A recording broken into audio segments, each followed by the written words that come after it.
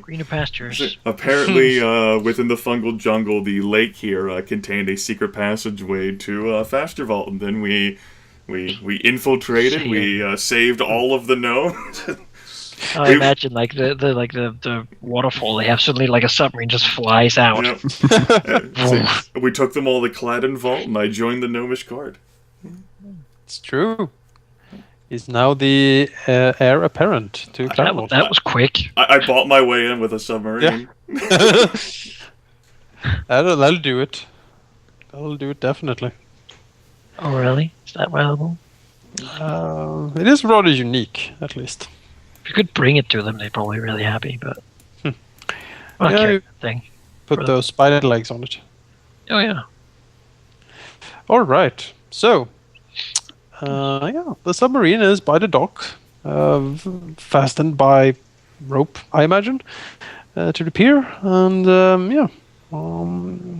Rilinid and Rae'nkalar, you know enough to submarine to, fuel it up is not really a problem for you. You know the procedure, what you need to do. So basically, it's just grabbing the barrels and start hauling it. DDS, do we look any different after 10 days?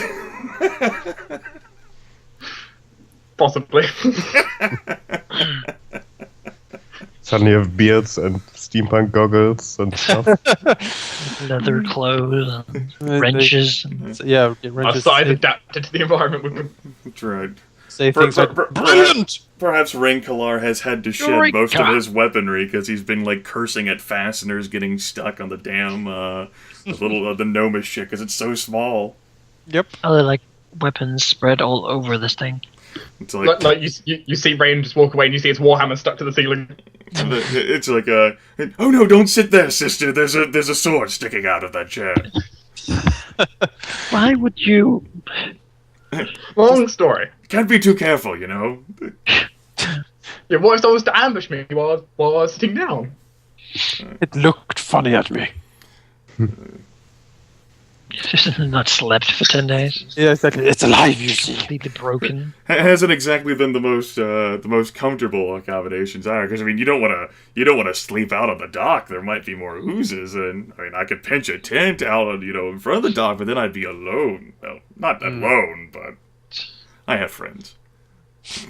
In quotations. There are accommodations for basically 12 passengers and 2 pilots. It is cramped, but you can squeeze around. Yeah. Definitely. Clean the grimy windows so we can actually see through them. Stuff like that. So Shell is more comfortable now than she's ever been. I never have to worry about keeping her safe. Oh. Ivy has also been very interested, poring over the gnomish script and poking around all over the place. She doesn't really know how any of this works, but she's definitely intrigued and will have followed you around overtly or stealthily, just to peek at all the things you have been doing in this ship. That goes for both of you. That's fine. I mean, my goodness. Apparently, this was apparently some lost fragment of the Zvirf Neblin. No one knew. Yeah. Except for mushrooms. Mushrooms know everything. So the lizard throws up on the dock while the fueling is going. It looks sad. It looks very suspicious at the submarine. So does Zyn. Well, you can notice a lot of his siblings at least crawling in and out of it. Gnomes and half-orcs, I guess. And, Rilinid and Rae'nkalar seems to like it a lot. Alauneari doesn't really want to get in there. You see, I think Rae'nkalar and Rilinid discussed this, and that's going to be the best part. When the rest of the family boards into the submarine. And that's when we're going to start doing crazy nautical maneuvering. I feel it is time for me to try doing what they call a loop-de-loop. What they call a loop-de-loop? Who the fuck? I read it. Gnomish script up there. In the ancient gnomish scripts. Yep. Reaching on a locker in the back of the Underblind. This maneuver is called the Crazy Ivan. Okay, well, let's try this. I don't even know what the hell that means. Oh my god! Just Alauneari just flies past in the corridor. Hello, sister. Stop parroting the lizard. Oh, the poor lizard. Yeah, so it takes a few hours, but after that, fueling is definitely done, and it seems like the submarine is primed and ready to do stuff. Sure. Right.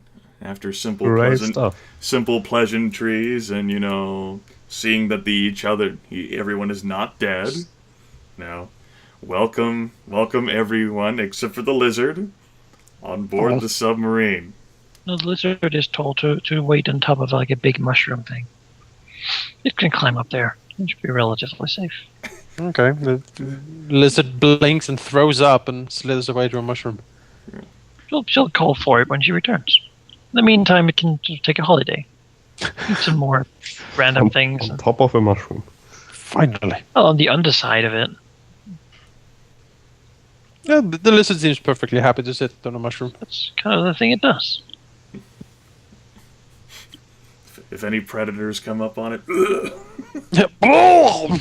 natural defenses. It's pretty great. No room.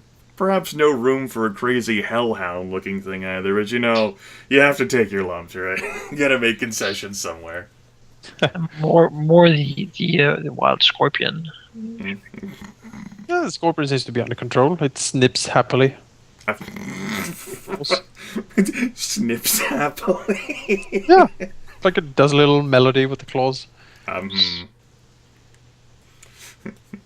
Maybe it's possessed. Yeah.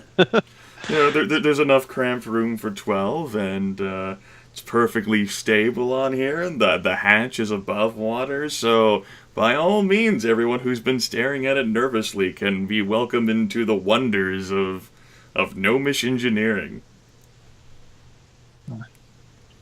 Well, Alauneari will certainly go down to the goddamn submarine. And so will Zyn eventually. It is certainly cramped down there. It is still dusty, and fragments of manuscripts and tools are everywhere. Newcomers can see panels have been removed to the wall from the wall, and weird mechanical steam things are moving underneath. It seems to have been repairs going on here by Rilinid or Rain. Yeah, it's a goddamn mess down here, but it seems that it works at least. There's light, and there's a slow, steady hum coming from the machine room in the back, sort of reverberating all over it. Weird lights are blinking. It's almost like a constant haze of steam floating about.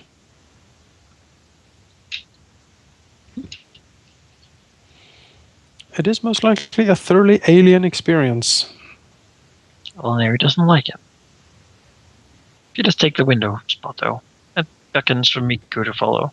Miku gingerly climbs down and over all the cables and tools and stuff, and places himself close to Alauneari. Good.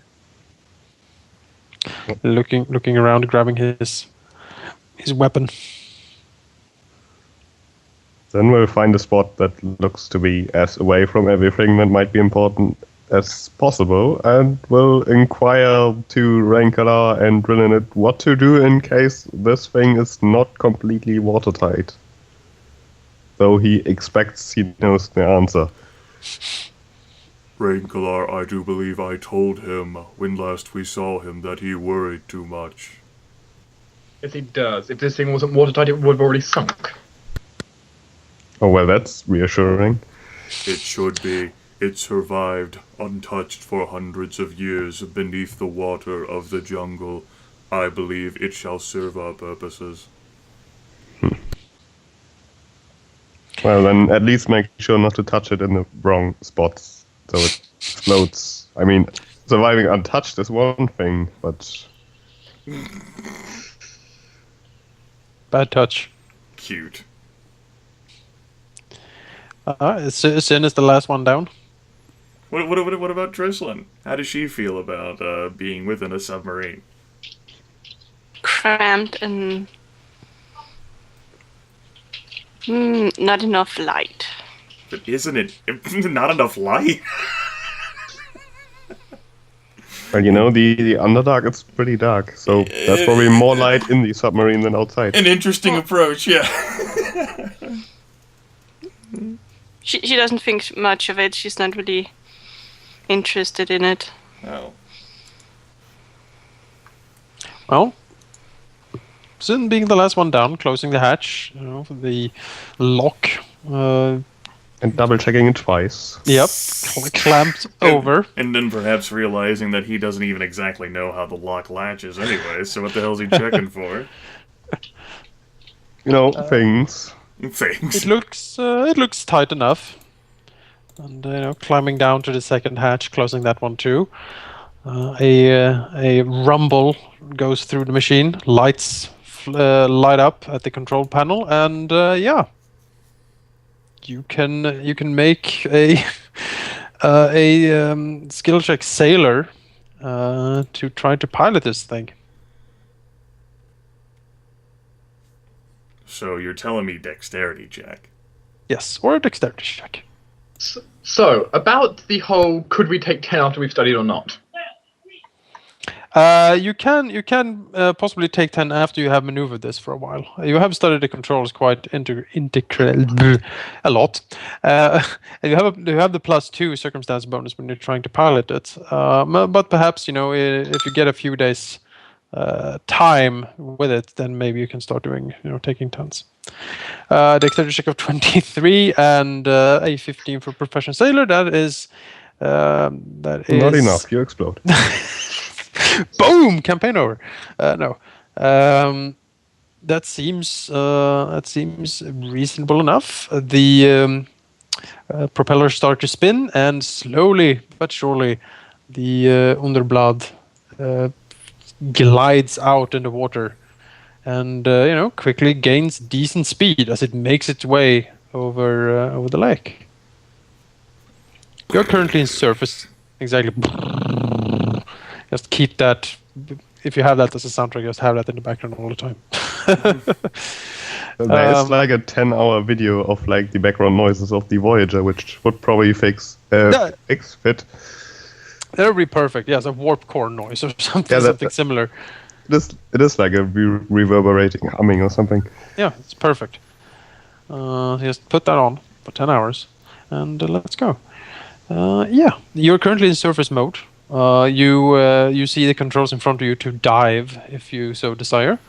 So yeah, Rae'nkalar and Rilinid feel that the machine is under their control, and so where do you want to go? What do you want to do? I think we want to head to Hex 1312 by way of 1412. Okay.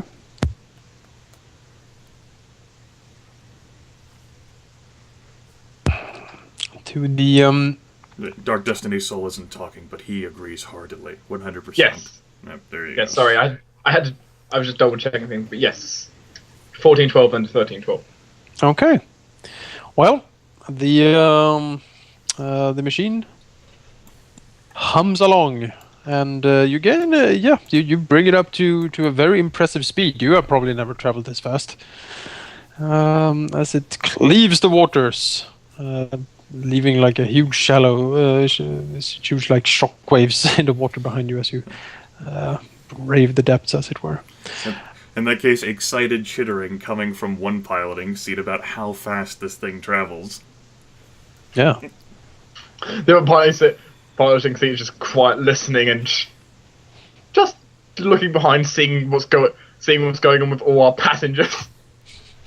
Yes, while the other passengers thinking now that you are traveling at a speed that, you know, would probably... You know, Ben would probably list all the things to Alauneari that could go wrong right now. It's just reading off a list. Alauneari is calm. She's sort of holding on with her hand, looking out the window. I mean, this is one of the situations where she feels the most safe. because if something went wrong, it would go horribly wrong, and she would die. If that was what would happen, they would never have found the submarine in the first place. That's right, and she wouldn't have to worry about a member of the family betraying, because if something went horribly wrong, we'd all be dead. Yeah. Well, that's a convenient and reassuring way to look at things. Tristan looks like she's about to puke. Well, not in the submarine, please. Well, no getting out now. Quick, open a window. What? Smash it open. Mistake! I have to explain that to the pilots. As the submarine, just sort of like implodes from the pressure. I don't really know if Alauneari has ever really seen so much water. Probably not. So that's also something. At least not from this ankle. Right. Below it. It is certainly profoundly dark outside the submarine. She doesn't see basically anything down there. The violet mist, just curling lazily along the surface of the water. Yeah, along the If you turret. want light, you can always make dancing light outside, although it'd probably be very far behind us very quickly. Whee! Dancing light! Dancing light! Use those wonderful abilities of ours. I know, use standard actions all the time. The two pilots do know that there seems to be lights to be turned on, sort of shining out from the submarine to sort of shine at the surrounding area, both at the tower, sort of like a spotlight kind of thing, and also spotlights under the water edge to sort of light around windows, or for instance shoot light in front or below, or something so you can actually light up the surrounding area. Certainly useful. I mean, it's going to make us as apparent as, any sort of adventuring party from the surface down here. Yes. But, hopefully if there is any predator down here, they're going to look at, like, this mechanical armor-plated thing and go, I don't think there's anything of value there for me. I do not feel this would be the best day. I feel as if, if just like an armored car just drove around in the Underdark, like a little cave lizard would look at that and go, I don't think that's food. And just walk away. No. It could be, but... Canned food. That looks like effort. Let's go find some other food. It's definitely a lot of effort. It is making a lot of noise and hissing sounds. Besides, considering how much sound the damn submarine is probably making anyway, this mechanical monstrosity, as it, like, speeds through the water, I think the light will be fine. Oh. If people want to see outside, they can. Beams! Schools of blind fish quickly, dive out of the way or swim out of the way when the submarine lights turn on, and you can't really see the bottom or anything, but you get a better sense of what's in front of you, at least under the water, and in front of you over the water with the lights on. And the mist is indeed sort of swirling around you, sort of enveloping the whole machine. Other than that, you are relatively left alone as you travel towards the coordinates of 1312.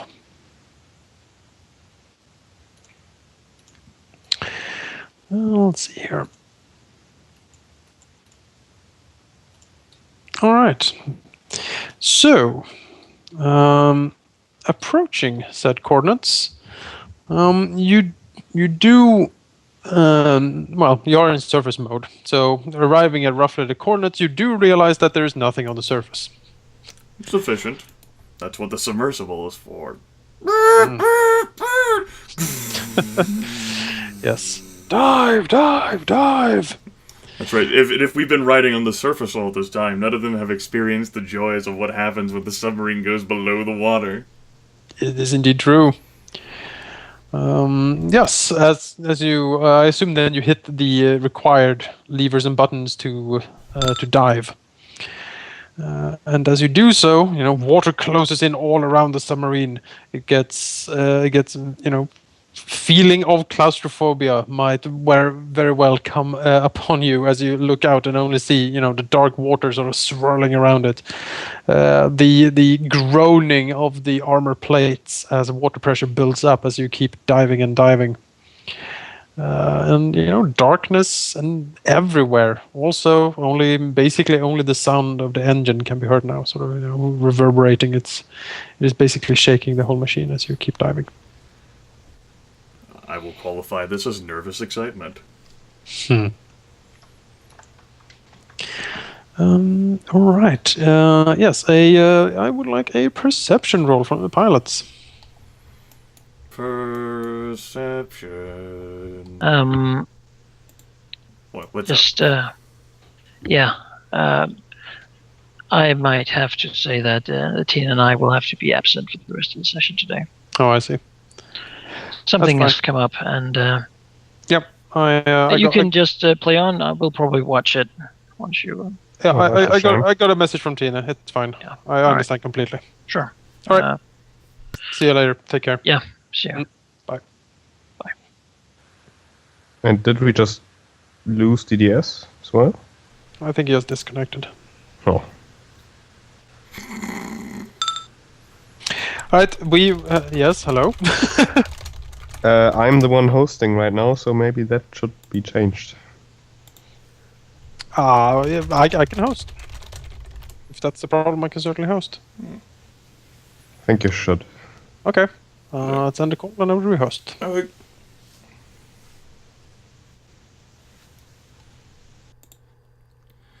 Oh, this has been it's been a session. This is not me hosting. This is not Jonas. This is. I don't know what's going on. Who is hosting? Dark Don't Destiny call Soul. Tine and Manaki. What? Don't call Tine and Manaki. They had to leave for personal reasons. Right. So yeah, I got a message from Tina, as I said, and yeah, something came up. And we will press on for a bit. I probably don't want to go on super long with like such a big part of the group not here, but we will press on for a bit more at least. Is this something that can be taken 10 on, the perception check? Yes, yeah, sure. You are being vigilant and keeping an eye out, and you have instruments and stuff. So yes, sure. You can take it on. All right. I'll go ahead and select that then. The 20. No, oh, in that case, I'll just roll. Ooh, a 9.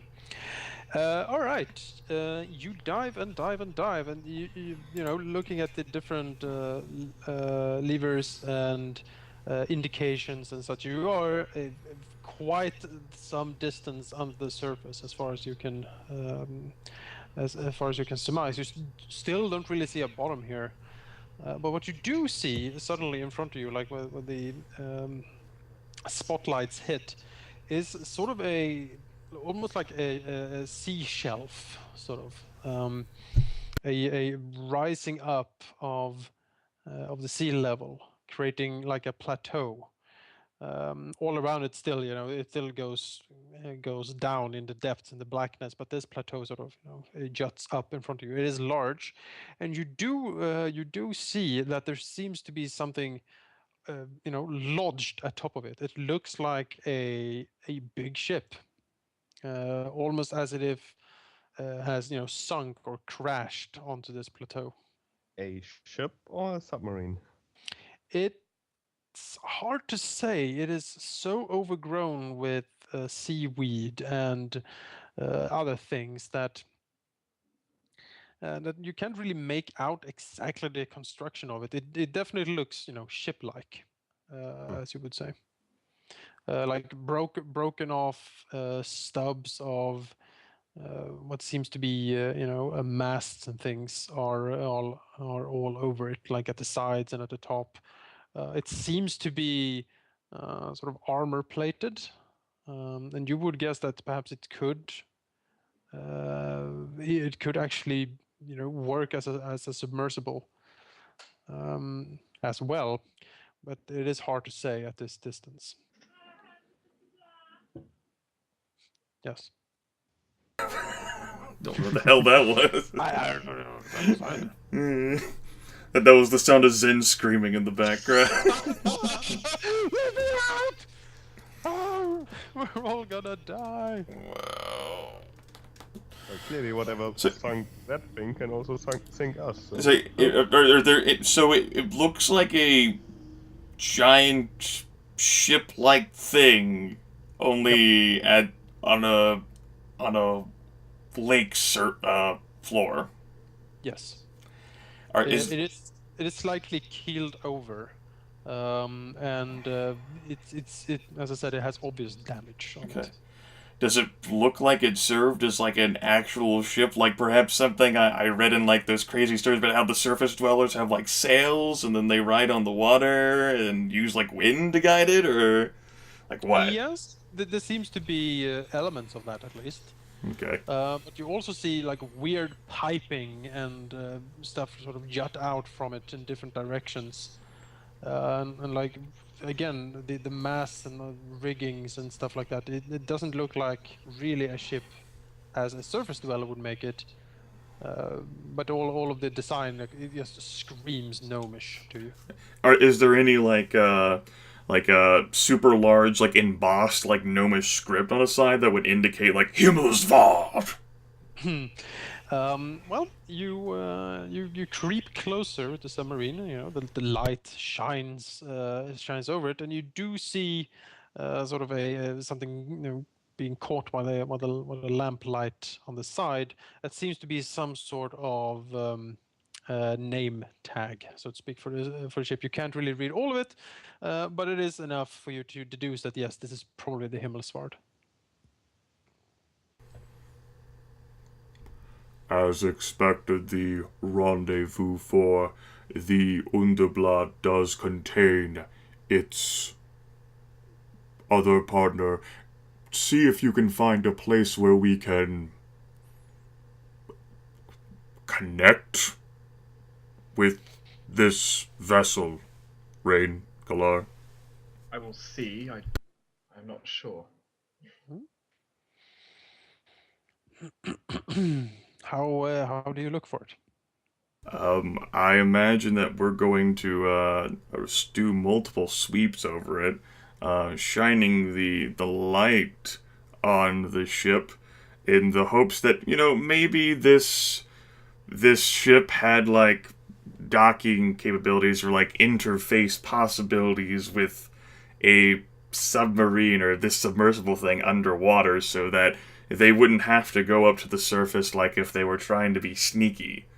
And maybe perhaps in looking through this submersible Underblood, it was noticed that it had some sort of crazy technology with like some sort of port for interfacing that didn't make sense at the time until looking at another vessel with the same thing. All right. Yeah, certainly. You begin sweeping around, casting the not the flashlights, but the spotlights all over this, looking very carefully. You can make a new perception check, please. Yeah. Wow. I'll go ahead and... Yeah, that'll work. Natural 20 will definitely work. Yes, Rae'nkalar and Rilinid both do notice that there seems to be a sort of a connection hatch-looking apparatus at the back of the ship. It looks complex and advanced, but it seems to resemble the sort of design you noticed before on the Underblood.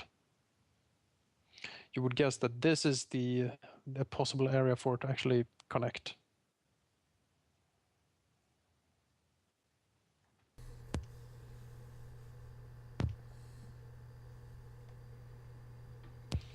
Does it look as if the connecting thing on this crash ship would still be functional?